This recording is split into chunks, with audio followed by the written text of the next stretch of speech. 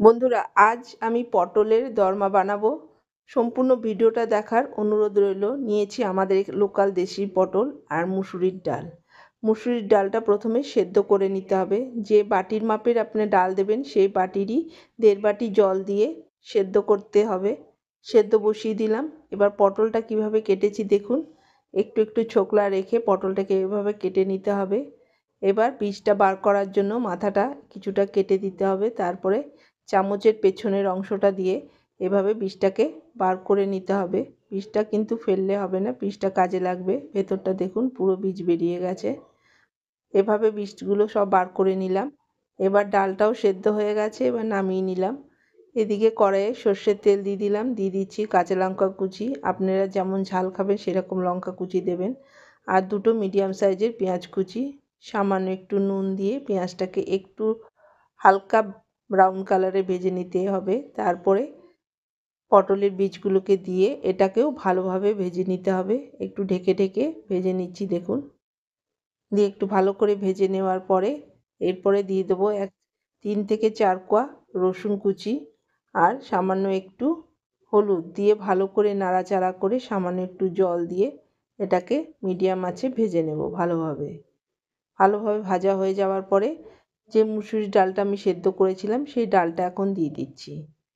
এখন আমি ডালটাকে দিয়ে ভালো করে সমস্ত জিনিসের সাথে মিশিয়ে নিচ্ছি দেখুন। একটু হাই ফ্লেমে এটাকে 2 থেকে 3 মিনিট খুব ভালোভাবে ভেজে নিতে হবে। ডালের মধ্যে একটা হালকা জল থাকে, সেই জলটা পুরো শুকিয়ে যাবে। ভালো নামিয়ে নিলাম দেখুন। এবার পটলের ভেতরগুলো ফাঁকা আছে, এর মধ্যে ওই ডালের পুরটা আমি দিয়ে দিচ্ছি। এভাবে চামচের সাহায্যে সমস্ত পটলে আমি ডালের পুর দিয়ে দেবো। আর মুখটাকে হাতে করে একটু চেপে দিতে হবে।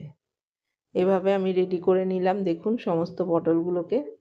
এখন আমি পটলগুলোকে ভেজে নেওয়ার জন্য কড়াইয়ে এবার সর্ষের তেল দিয়ে দিয়েছি। তেল দিয়ে এবার পটলগুলোকে একটু হালকা করে ভেজে নেব। একটু হালকা করে ভেজে নিচ্ছি দেখুন। খুবই টেস্টি রেসিপিটা, অবশ্যই ট্রাই করুন, খেতে খুবই দারুণ লাগে। এভাবে সমস্ত পটলগুলোকে ভেজে নেব।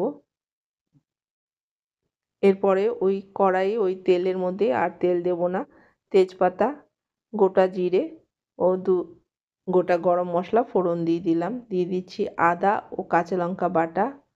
বাটিটার মধ্যে অনেক মশলা লেগেছিল, সামান্য ধুয়ে জল দিয়ে দিলাম। দিয়ে দিচ্ছি 1 চামচ হলুদ, 1 চামচ ধনে, হাফ চামচ জিরে গুঁড়ো আর হাফ চামচ কাশ্মীরি লঙ্কার গুঁড়ো রঙের জন্য দিয়ে ভালো করে মিশিয়ে নেওয়ার পরে সামান্য একটু চিনি দিয়ে দিলাম আর স্বাদ মতো নুন দিয়ে দিচ্ছি। দিয়ে এখন মশলাটাকে ভালোভাবে কষিয়ে নিতে হবে।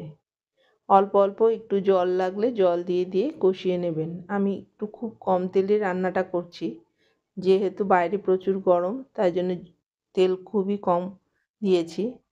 পরিমাণ মতো জল দিয়ে গ্রেভিটা ফুটে উঠলে ভেজে নেওয়া পটলগুলোকে দিয়ে এটাকে ভালো করে গ্রেভির মধ্যে একটু নাড়িয়ে চাড়িয়ে নিলাম, চারিদিকে যেন গ্রেভিটা লেগে থাকে।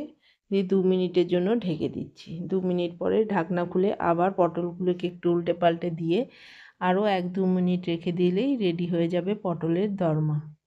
অবশ্যই ট্রাই করুন, খেতে দারুণ লাগে। ভালো লাগলে লাইক শেয়ার কমেন্ট করতে ভুলবেন না। সাবস্ক্রাইব করে চ্যানেলের সাথে থাকুন। ভালো থাকুন, সুস্থ থাকুন। এইভাবে পটলের দরমা অবশ্যই একবার বানিয়ে খেয়ে দেখুন, খেতে দারুণ লাগে।